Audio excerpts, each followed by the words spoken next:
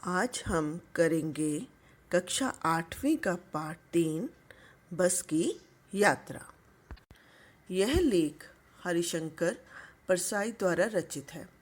हरिशंकर परसाई हिंदी के प्रसिद्ध लेखक और व्यंग्यकार थे।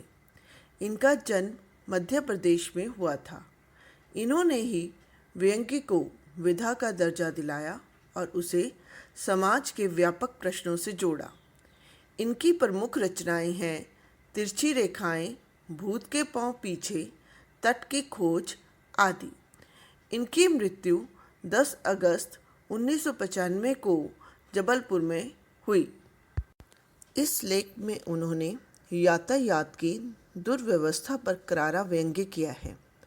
आरंभ में लेखक और उनके 4 मित्रों ने तय किया कि शाम 4 बजे की बस से जबलपुर चलें, क्योंकि उन्हें अनुमान था कि यह बस उन्हें जबलपुर की ट्रेन के समय पहुंचा देगी और वे सुबह तक अपने घर पहुंच जाएंगे। तो आइए देखते हैं कि लेखक और उसके मित्र समय पर ट्रेन पकड़ पाते हैं या नहीं। हम 5 मित्रों ने तय किया कि शाम 4 बजे की बस से चलें।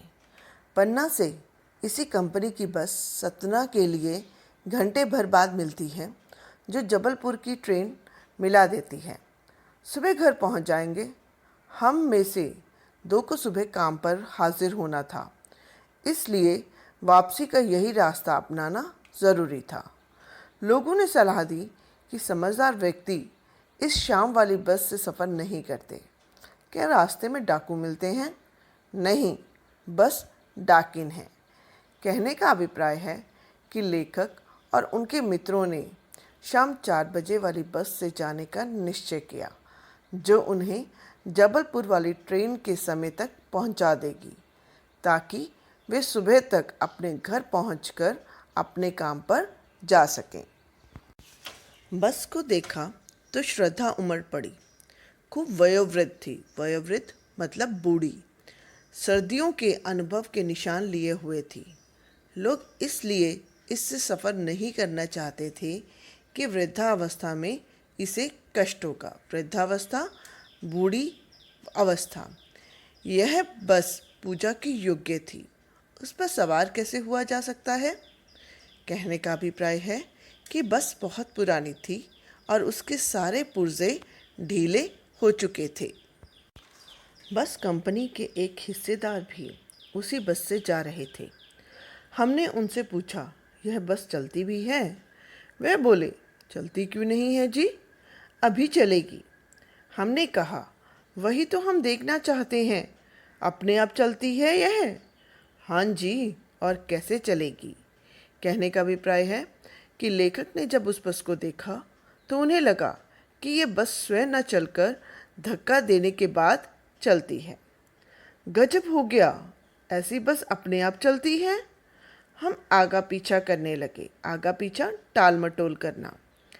डॉक्टर मित्र ने कहा, डरो मत, चलो, बस अनुभवी है, नई नवेली बसों से ज़्यादा विश्वसनीय है, हमें बेटों की तरह प्यार से गोद में ले चलेगी। कहने का अभिप्राय है कि लेखक के मित्र ने कहा, डरने की कोई आवश्यकता नहीं है, हम सुरक्षित ही अपने स्थान पर पहुंच जाएंगे। हम बैठ गए। जो छोड़ने आए थे वे इस तरह देख रहे थे जैसे अंतिम विदा दे रहे हैं। उनकी आंखें कह रही थी, आना जाना तो लगा ही रहता है, आया है सो जाएगा। राजा रंग फकीर। आदमी को कुछ का मतलब है जाने, करने के लिए एक निमित्त साधन, निमित्त चाहिए। कहने का अभिप्राय है लेखक और उनके मित्रों को जो बस स्टैंड तक छोड़ने आए थे, उनको लग रहा था कि जैसे लेखक और उनके मित्र अपनी अंतिम यात्रा पर जा रहे हों। इंजन सचमुच स्टार्ट हो गया, ऐसा जैसे सारी बस ही इंजन है और हम इंजन के भीतर बैठे हैं। कांच बहुत कम बचे थे। जो बचे थे उनसे हमें बचना था। हम फौरन खिड़की से दूर सरक गए, हो गए। इंजन चल रहा था। हमें लग रहा था कि हमारी सीट के नीचे इंजन है। कहने का अभिप्राय है कि बस की हालत बहुत खस्ता थी, खिड़कियां टूटी हुई थीं, इसलिए लेखक और उसके मित्र खिड़कियों से दूर हटकर बैठ गए। बस सचमुच चल पड़ी और हमें लगा कि यह गांधी जी के असहयोग और सविनय अवज्ञा आंदोलनों के वक्त अवश्य जवान रही होगी। उसे ट्रेनिंग मिल चुकी थी। हर हिस्सा दूसरे से असहयोग कर रहा था। पूरी बस सविनय अवज्ञा आंदोलन के दौर से गुजर रही थी। सीट का बॉडी से असहयोग चल रहा था। कभी लगता सीट बॉडी को छोड़कर आगे निकल गई है और कभी लगता कि सीट को छोड़कर बॉडी आगे भागी जा रही है। 8-10 मील चलने पर सारे भेदभाव मिट गए। यह समझ में नहीं आता था कि सीट पर हम बैठे हैं या सीट हम पर बैठी है। कहने का अभिप्राय है कि बस की जो सीटें थीं वे टूटी हुई थीं तथा बस चलने पर वह हिलती हुई कभी आगे तो कभी पीछे सरक जाती थी। एकाएक बस रुक गई। मालूम हुआ कि पेट्रोल की टंकी में छेद हो गया है। छेद, सुराख। ड्राइवर ने बाल्टी में पेट्रोल निकालकर उसे बगल में रखा और नली डालकर इंजन में भेजने लगा। अब मैं उम्मीद कर रहा था कि थोड़ी देर बाद बस कंपनी के हिस्सेदार इंजन को निकालकर गोद में रख लेंगे और उसे नली से पेट्रोल पिलाएंगे, जैसे माँ बच्चे के मुंह में दूध की शीशी लगाती है। यहाँ पर लेखक बस की खस्ता हालत पर व्यंग्य कर रहा है। बस की रफ्तार अब 15-20 मील हो गई थी। मुझे उसके किसी हिस्से पर भरोसा नहीं था। ब्रेक फेल हो सकता है, स्टीयरिंग टूट सकता है। प्रकृति के दृश्य बहुत लुभावने थे। दोनों तरफ हरे भरे पेड़ थे जिन पर पक्षी बैठे थे। मैं हर पेड़ को अपना दुश्मन समझ रहा था। जो भी पेड़ आता डर लगता कि इससे बस टकराएगी। मैं निकल जाता तो दूसरे पेड़ का इंतज़ार करता। झील दिखती तो सोचता इस पे बस गोता लगा जाएगी अर्थात डूब जाएगी। कहने का अभिप्राय है कि लेखक उस बस में बैठने पर बहुत ही ज़्यादा डर गया था, क्योंकि उसे लग रहा था कि मानो उसकी यह बस कभी भी दुर्घटनाग्रस्त हो सकती है। एकाएक फिर बस रुकी। ड्राइवर ने तरह तरह की तरकीबें की पर वह नहीं चली। सविनय अवज्ञा आंदोलन शुरू हो गया था। कंपनी के हिस्सेदार कह रहे थे, बस तो फर्स्ट क्लास है जी, यह तो इत्तेफाक की बात है। इत्तेफाक, संयोग। क्षीण चांदनी में वृक्षों की छाया के नीचे वह बस बड़ी दयनीय लग रही थी। लगता जैसे कोई वृद्धा थक कर बैठ गई हो।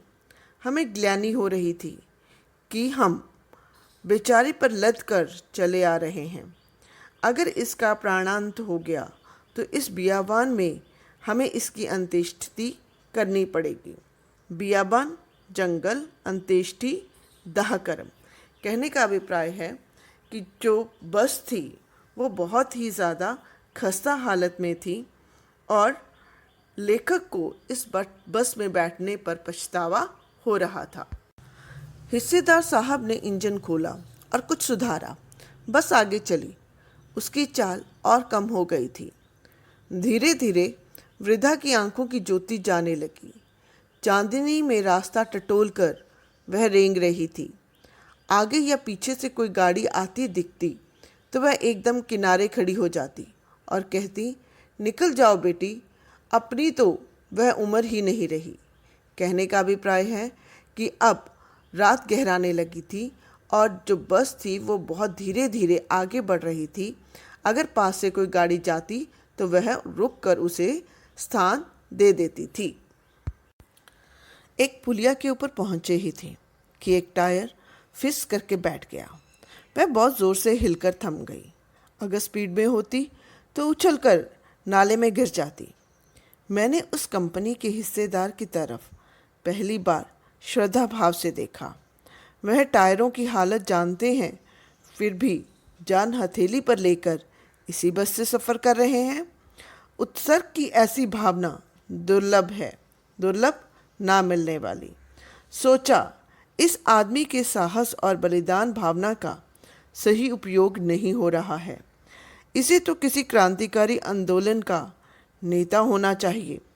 अगर बस नाले में गिर पड़ती और हम सब मर जाते तो देवता वहाँ पसारे उसका इंतज़ार करते और कहते, वह महान आदमी आ रहा है जिसने एक टायर के लिए प्राण दे दिए। मर गया पर टायर नहीं बदला। कहने का अभिप्राय है कि बस के चालक टायरों की खस्ता हालत को जानते हुए भी इस बस को ले जाने का जोखिम उठाते हैं, जिससे वे न केवल अपनी जान अपितु उस पर बैठने वाली सवारियों की जान को भी संकट में डालते हैं। दूसरा घिसा टायर लगाकर बस फिर चली। अब हमने वक्त पर पन्ना पहुंचने की उम्मीद छोड़ दी थी। पन्ना कभी भी पहुंचने की उम्मीद छोड़ दी थी। पन्ना क्या, कहीं भी कभी भी पहुंचने की उम्मीद छोड़ दी थी। लगता था ज़िंदगी इसी बस में गुजारनी है और सीधे उस लोक को प्रयाण कर जाना है। प्रयाण का मतलब होता है प्रस्थान या मरना। इस पृथ्वी पर उसकी कोई मंजिल नहीं है। हमारी बेताबी, बेताबी का अर्थ है बेचैनी, तनाव खत्म हो गए।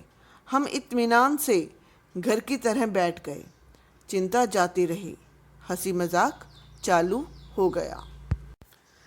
इस लेख के माध्यम से लेखक ने उन प्राइवेट बस कंपनियों पर व्यंग्य किया है जो ज़्यादा से ज़्यादा मुनाफे के लिए यात्रियों की जान माल के साथ खिलवाड़ करते हैं। धन्यवाद। आपका दिन मंगलमय हो।